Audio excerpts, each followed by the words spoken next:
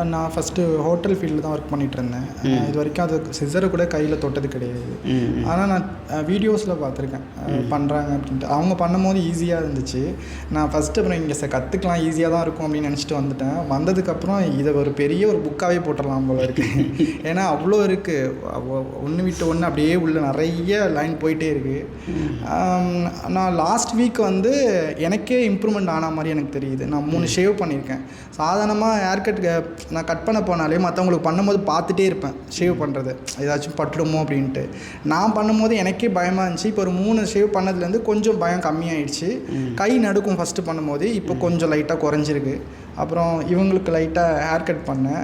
அப்போ கொஞ்சம் விரல் பிடிச்சது அதெல்லாம் கொஞ்சம் ஓரளவுக்கு ஓகே. ஸோ இப்போ உங்களில் யாருக்காவது இது வரைக்கும் நான் டம்மி ஏதாவது கொடுத்து உங்களுக்கு ப்ராக்டிஸ் பண்ண சொன்னேன்? டம்மி யாருக்கும் கொடுக்கல. டேரெக்டாக ஃபஸ்ட்டு கையில் ஷேவ் பண்ண சொல்லி சொன்னீங்க, அதுக்கப்புறம் டேரெக்டாக பண்ணது தான். ஓகே. ஸோ இது வரைக்கும் உங்களுக்கு ப்ராப்பராக போயிட்டுருக்கு இல்லையா? எனக்கே தெரியுது இம்ப்ரூவ்மெண்ட் ஆகிருக்கேன், என்னால் பண்ண முடியும்ன்ட்டு. Super super, very good.